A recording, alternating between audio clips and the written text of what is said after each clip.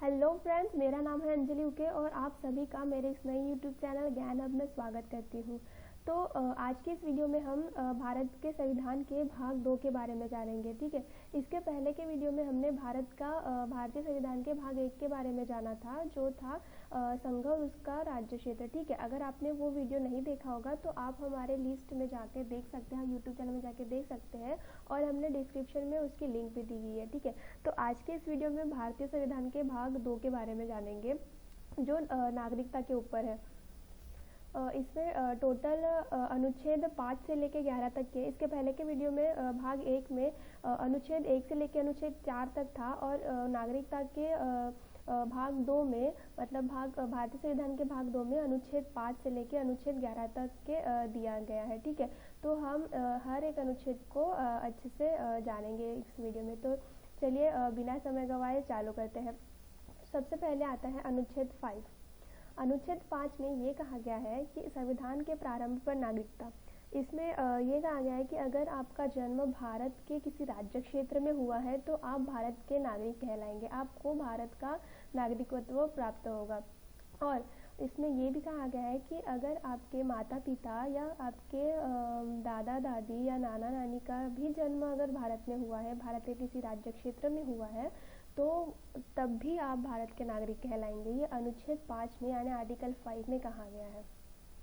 ठीक है, इसके बाद आता है अनुच्छेद 6, आर्टिकल 6। आर्टिकल 6 में ये कहा गया है कि पाकिस्तान से प्रव्रजन करने वाले कुछ व्यक्तियों के नागरिकता के अधिकार। जो व्यक्ति पाकिस्तान से भारत आते हैं तो उनका नागरिकत्व कैसा रहेगा, उनको नागरिकत्व कैसे प्राप्त होगा, ये आर्टिकल 6 में दिया गया है।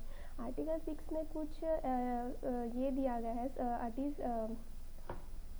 कुछ कंडीशन दी गई है जिससे आपको पाकिस्तान से आए हुए जो लोग हैं उनको भारत का नागरिकत्व प्राप्त होगा। इसमें ये बताया गया है कि अगर आप भारत में जन्मे हैं तो आपको अनुच्छेद 5 के अनुसार अगर आप भारत में जन्मे हैं तो आपको आप भारत के नागरिक कहलाएंगे। ठीक है, और अगर आप 19 जुलाई 1948 से पहले अगर भारत में आते हैं तब भी आपको भारत का नागरिकत्व प्राप्त होगा। ये अनुच्छेद 6 में कहा गया है। इसके बाद आता है अनुच्छेद 7। अनुच्छेद 7 में ये कहा गया है कि पाकिस्तान को प्रव्रजन करने वाले कुछ व्यक्तियों के नागरिकता का अधिकार, मतलब जो व्यक्ति भारत से पाकिस्तान गया है वो भारत का नागरिक नहीं कहलाएगा। ठीक है, ये अनुच्छेद 7 में कहा गया है। इसमें और एक कहा गया है कि 1 मार्च 1947 के बाद से अगर वो व्यक्ति पाकिस्तान गया है तो वो भारत का नागरिक नहीं कहलाएगा। ये अनुच्छेद 7 में कहा गया है।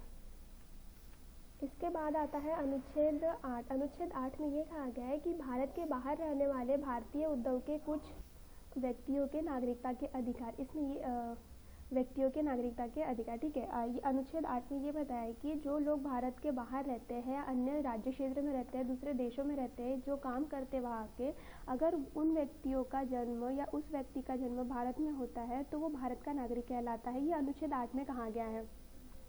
इसके बाद आता है अनुच्छेद 9। अनुच्छेद 9 में ये कहा गया है कि विदेशी राज्य की नागरिकता स्वेच्छा से अर्जित करने वाले व्यक्तियों का नागरिक न होना। अगर कोई व्यक्ति भारत की नागरिकता त्याग कर स्वेच्छा से, मतलब अपनी इच्छा से विदेशी राज्य का अगर नागरिकता अपनाता है, अर्जित करता है, तो वो भारत का नागरिक नहीं कहलाएगा। ये अनुच्छेद 9 यानी आर्टिकल 9 में कहा गया है।